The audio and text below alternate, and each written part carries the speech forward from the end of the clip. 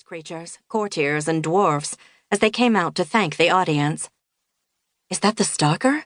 I asked Toskinen. Although the case didn't belong to our unit, I knew someone had been bothering the Nieminen family for the past couple of years.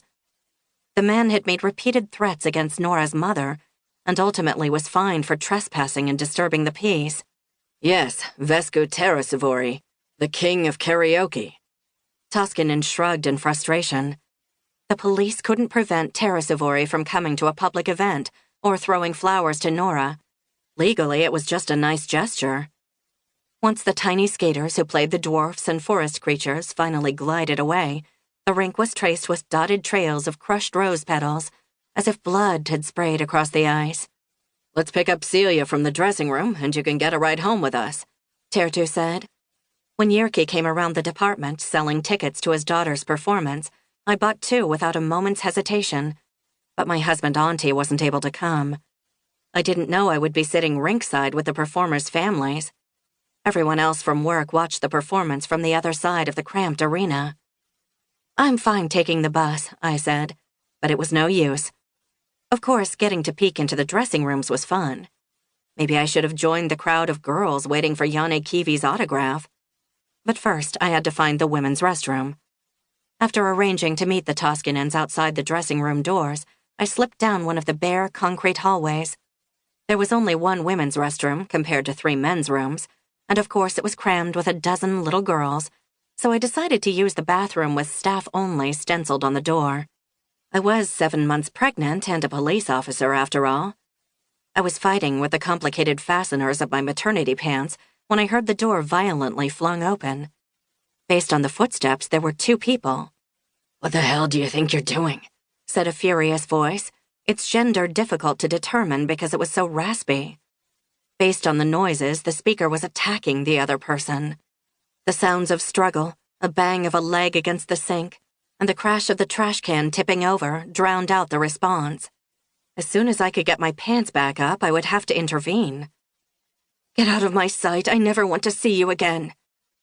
Following these words came the sound of the door opening, as if the one with the raspy voice had shoved the other one out into the hall.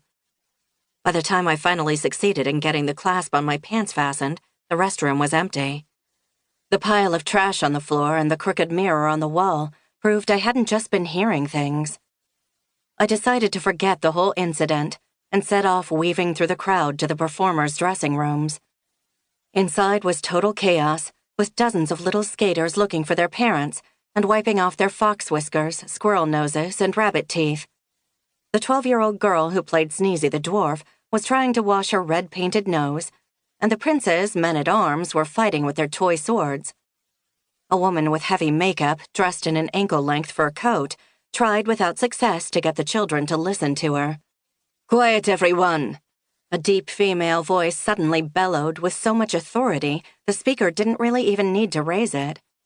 In an instant, the entire raucous mob fell silent, and the trainer, Elena Grigorieva, thanked her skaters for a successful performance and a good season. I listened too, but more to Grigorieva's voice than her words. Was this the same voice I had just heard issuing threats in the restroom? Just then, Toskinen tugged me by the sleeve. "This is still going to take a little while. Rami and Elena ordered juice and cookies to celebrate the end of the season." "At least we could have champagne," another male voice said behind me. Turning my head, I met Janne Kivi's green, bored-looking eyes. "You drank quite enough champagne in Edmonton," Celia Toskinen, who was standing next to him, said with a laugh. "But it's been 2 months since then," Janne said.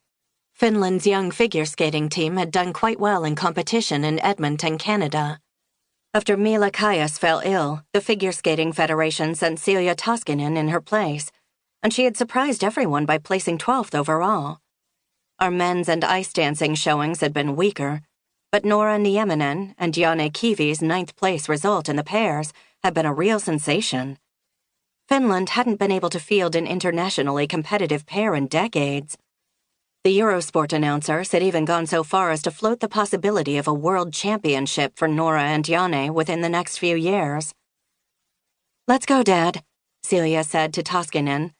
"We don't have any reason to celebrate. Our next season has already started."